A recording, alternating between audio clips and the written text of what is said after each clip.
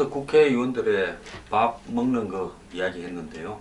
선거 때면 국회의원들이 시장 바닥에 앉아서 오뎅도 먹고 떡볶이도 먹고 순대도 먹고 튀김도 먹습니다. 소탈해 보이죠. 자, 선거 때는 잠바떼기 입고 운동화 신고 다닙니다. 끄주르하게 해가지고 보면 진짜 돈 보태주고 싶은 심정으로 보입니다. 얼굴은 시커멓게 타가지고 부었습니다. 그도 그럴 것이 매일 밤에 여기저기 쫓아다니고 또 가는 데마다 이것저것 먹어줘야 되고 술도 받아 먹고 하니까 살도 찌고 잠도 못 자고 하니까 얼굴이 붓겠죠. 그런데 이제 선거가 끝나면 어떻게 됩니까? 옷도 뺀질이해져 가지고 이탈리아제 원단, 프랑스 양복에 또 각종 비시한 백에 국회의원들이 백은 여성 의원들이요 절대 자기가 안 듭니다. 국회의원들이 가방 들고 다니는 거 봤습니까? 수행 비서가 듭니다. 국회의원 차에는요 기사가 그 운전대 잡고 운전대 옆에 조수석에는 수행 비서가 탑니다.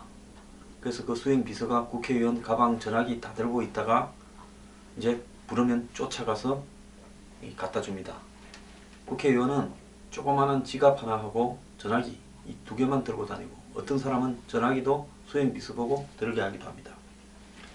자, 그러면서 이제 여성 의원들은 좋은 백 들고 다니고 좋은 옷 입고 다니고 남성 의원들도 좋은 옷에 좋은 넥타이 메고 좋은 데서 밥 먹기 시작합니다. 자, 그러면 국회의원들이 소탈해 보이는데 여의도에서 국회의원들이 자주 찾는 식당의 밥값은 얼마나 할지 얼마 전에 한 언론이 보도했습니다. 자, 국회의원들이 어디서 도대체 밥을 먹냐. 점심시간만 되면 국회에 왔던 국회의원들 차가 쫙 빠져나갑니다. 고급 식당 가나 호텔로 갑니다. 국회의원 모임이 흔히 열리는 여의도 최고급 식당에 가봤는데요.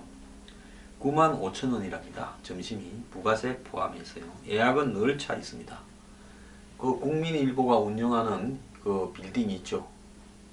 그 빌딩에 가서 보면 위에 무슨 클럽 비슷한 식당이 있지 않습니까? 63 빌딩에도 그런 거 비슷한 또 식당이 있죠. 한 60층 안팎으로요. 그런데 가면 도대체 이런 큰 식당에 방도 크게 해가지고 몇 사람이 앉아서 밥을 먹는데 이 식당 주인들이 이게 남는 장사를 할까 하는데 좌우간 그런 클럽형 식당을 운영하는 주인들은 제가 볼 때 팔아서 남든지 뭐 비싸게 받으니까 안 남아도 높은 분들이 떠나드니까 또 다르게 뭐 얻는 게 있는지 두 개 중에 한 개일 거라 보이는데요. 어쨌든 이 85,000원이에요. 부가세 포함해서요. 제가 요즘 눈이 좀 침침해졌습니다. 이빨도 아파서 어제 병원에 갔더니만 견적이 어마어마하게 나왔고 한 1년 고쳐야 된다고 합니다. 자, 이런 식당은 2주 전에 예약을 해도 예약이 잘 안 된답니다. 또 근처 국회의원들이 자주 가는 고급 식당들이 있습니다. 요즘 과거형 횟집에 잘 안 가고 퓨전, 새로운 멋진 횟집에 많이 가더만요. 그래서 국회의원들이 약속 장소로 선호하는 식당은 한 20곳쯤 되는데 이곳의 평균 밥값을 계산해 보니 가장 싼 점심 코스가 40,000원이 넘었고요. 직장인 1인의 평균 밥값보다 7배 정도 비쌌다고 합니다. 국회 일반인들이 아마 한 5,500원 안팎으로 점심 밥값을 치르겠죠. 전직 국회의원 보좌관 아무래도 내밀한 이야기도 해야 되고 보는 눈도 있으니까 아무데나 못 가죠. 아무거나 못 먹고 이렇게 이야기를 합니다. 자, 그러면 시장 바닥에서 떡볶이 먹고 오뎅 먹을 때는 뭐 때문에 먹었는지 궁금합니다. 국회의원 1인에게 지급되는 식비는 1년에 756만원이고 18대 국회의원들은 5천만원도 넘긴 사람도 있답니다. 19대 때도 3,500만원을 넘긴 의원들이 있다고 합니다. 영국이나 스웨덴은 정치인이 누구와 무엇을 먹었는지 정부의 비용을 쓰면 공개하게 하지만은 우리나라는 총액만 공개합니다. 아까 말한 5천만원, 3천만원 먹은 사람은 국회에 어떤 직책을 맡았겠죠. 상임위원회 위원장, 특위위원장, 의장, 부의장 뭐 이러니까 그렇게 되겠죠. 자, 그래서 보여줄 때만 시장 바닥에서 오뎅 먹고 절길이 있을 때는 좋은 밥 먹는 이런 풍토도 없애야 되고요. 또 국회의원끼리 먹을 때야 제일 선수가 많고 선배 국회의원이 사겠지만은 국회의원이 좋은 식당 갈 때는 국회의원끼리 먹을 때가 별로 없습니다. 오히려 국회의원끼리 먹을 때는 무슨 설렁탕집, 수육집 이런 데 갑니다. 일부러요. 보라고요. 기자들 보라고. 그래서 이런 좋은 식당에 갈 때는 높으신 어떤 분들을 만날 때나 스폰서 하시는 어떤 분들, 돈 많이 번 친구분들, 선후배 분들 만날 때 가겠죠.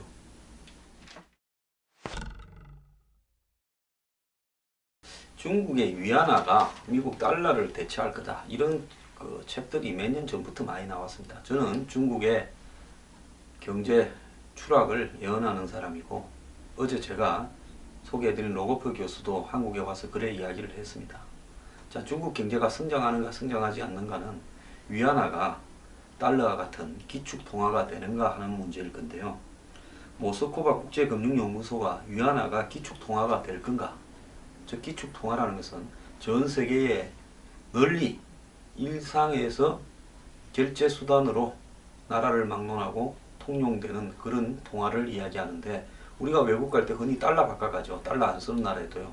왜? 그 나라 가면 또 달러를 그 나라 돈으로 언제든지 바꿀 수 있는데, 한국 돈만 달랑 들고 갔다가 그 나라에서 한국 돈하고 자기 나라 돈하고 바로 교환이 안 되는 경우도 있지 않겠습니까? 그래서 달러는 금처럼 통용이 되죠. 전 세계에. 자, 중국이 그동안 여러 차례 위안화를 국제통화로 발돋움 시켜야 된다 이야기를 했고요. 또 그 IMF의 SDR 같은 특별 인출권처럼 중국의 위안화가 그런 지위를 갖다가 가질 거다 이런 이야기도 하고 그랬습니다. 지금 중국이 GDP에서 미국을 추월했다 이런 이야기도 나오는 마당에 이 중국이 제일 큰 G1이니까 중국 돈이 세계 돈이다 이런 꿈을 꾸는데요. 저는 꿈깨라고 하고 싶습니다.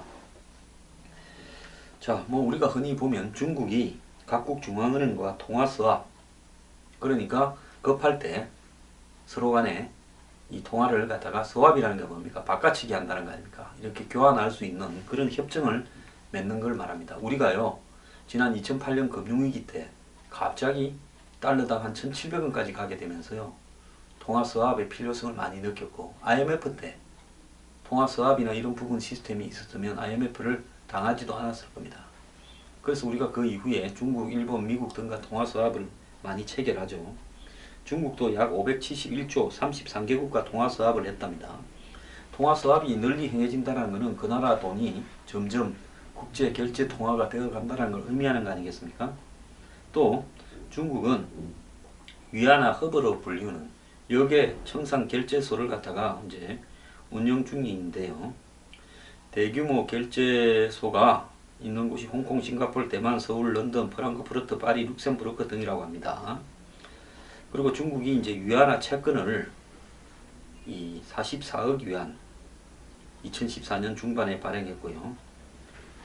그 뒤로 이제 쭉 많은 이 위안화 채권을 발행하고 있습니다. 1조 가까이 작년에도 발행하고 했는데요.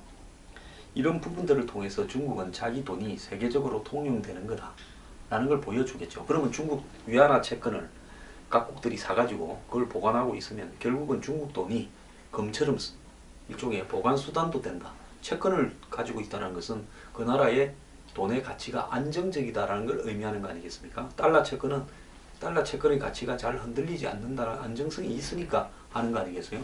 그래서 세계 경제 위기가 오면 그만큼이나 달러가 보관 수단으로 많이 통용되죠. 왜? 미국의 경제가 망하지는 않을 것이다. 미국이 망하면 세계가 망하는 거다. 그런 관점 때문에 그러지 않겠습니까? 그래서 이런 부분을 하고 있고, 그래서 중국이 이 채권도 발행하고 또 역외에 이 청산 결제소를 두고 있고, 이런 부분들을 운영하는 부분은 결국 위안화가 지금 세계적으로 통용되고 있는 것처럼 이렇게 느끼는 거겠죠. 그런데 여기서 이제 중요한 부분은 2014년 위안화 결제 규모가 1799조에 달한다는 겁니다. 자, 그러면 중국의 국제무역 중 25%의 위안화가 사용됐다는 건데요. 75%는 위안화가 아닌 달러나 이런 걸로 사용됐다는 거 아니겠습니까? 이렇게 통화 스왑이나 역의 청산 결제소나 위안화 채권을 발행해도 실제로 중국의 결제의 25% 4분의 1만 위안화가 되고 있다는 겁니다. 이는 달리 말하면 중국의 양국 간 거래에서 위안화가 4분의 1만 쓰인다는 건데요. 아시아나 중남미, EU 비회원국 등에는 위안화가 쓰이지만 여전히 주요 선진국 미국이나 EU 국가, 일본 등과의 거래에서는 위안화의 자취를 찾을 방법이 없다는 겁니다. 또 중국이 관련되지 않은 제3국 간 거래에서 위안화를 쓰는 경우는 극히 드물다, 거의 없다는 겁니다.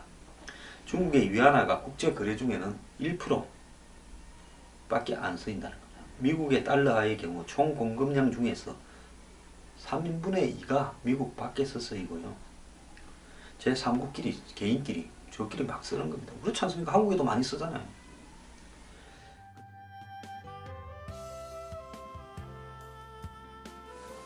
여러분의 힘들이 뉴스 브리핑에 모여진다면 뉴스 브리핑은 그 내용이나 그 시설이나 그 방향에 있어서 영구적으로 여러분과 함께 할 수 있는 훌륭한 방송국이 되어갈 수 있을 겁니다.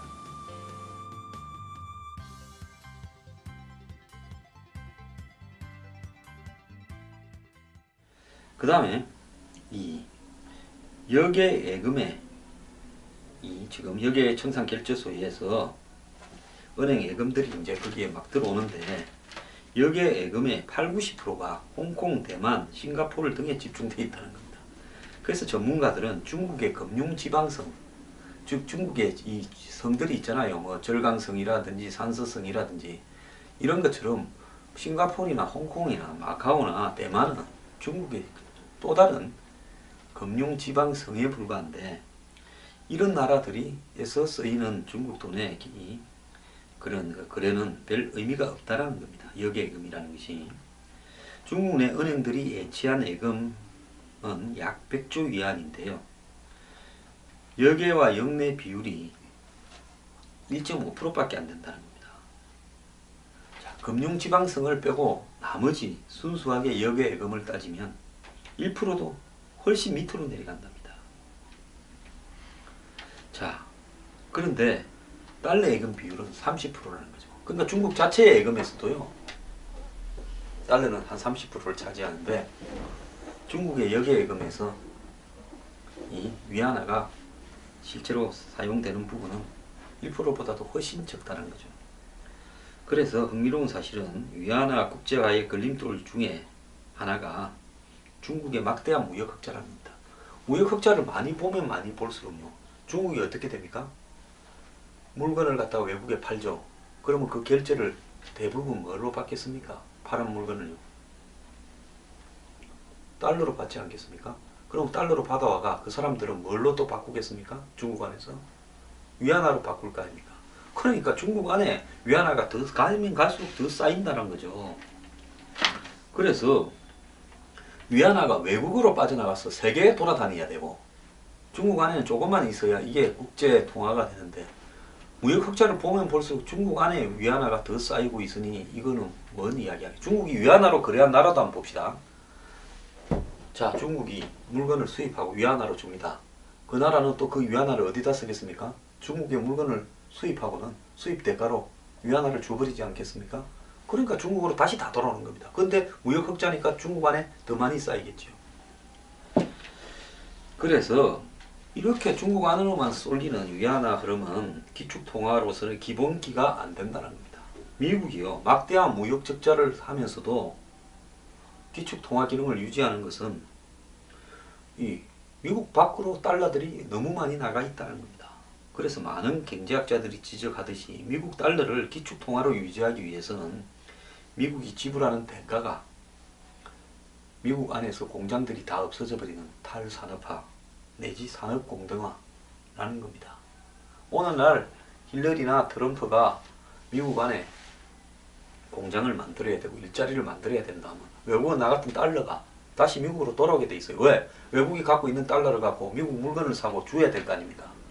그러면 미국의 이 달러의 기축 통화의 지위도 조금은 약화될 수 있겠죠. 물론 중국하고 이런 부분을 놓고 동일선상에서 비교하는 것은 어불성설입니다.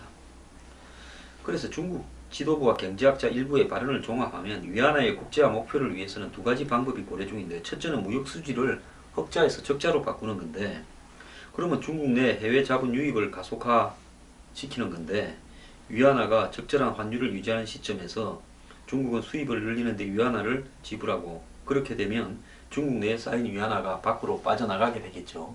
그걸로 지불을 하게 될 거니까. 근데 그렇게 하게 되면 과연 기축통화가 될 거냐? 안 되겠죠. 중국이 해외 수입에 해외 것에 생산한 이 수입 물자를 수입하는데 위안화를 갖다가 사용하면 그 돈은 또 어디로 가겠습니까? 결국 중국 안에 투자를 하려고 다시 또 안으로 돌아올 거기 때문에 결국 제한된 국제 통화밖에 안 된다는 겁니다. 그런데 이것도 결국은 오래 안 가는 게, 중국 경제에 형성된 거품이 그치게 되면 위안화에 대한 국제 관심은 식을 거고, 그렇게 되면 위안화의 가치는 급락을 할 거예요. 그럼 돈 가치가 떨어지면 어떻게 되겠습니까? 중국은 결국은 이런 자신의 이 돈 가치가 허접해진 위안화를 갖고는 경제 주도권을 잡지 못할 거고, 해외 자본들이 중국의 주도권을 다 장악을 해버릴 거다라는 거고요. 두 번째는 중국의 그 경제 기적을 이렇게 기대하기는 어렵다면 서구의 지원 아래 중국이 세계의 공장 역할을 지금처럼 충실하게 하는 겁니다.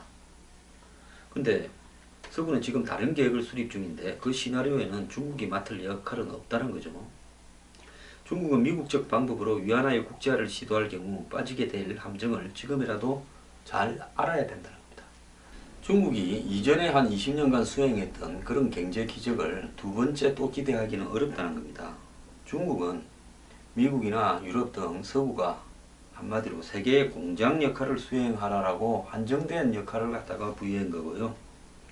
서구는 이제 중국이 아닌 다른 부분의 그 역할을 어떻게 할 건가, 이렇게 지금 고민 중에 있고, 중국이 다시 세계의 공장 역할을 하게 되기는 어려울 거라고 봅니다. 왜?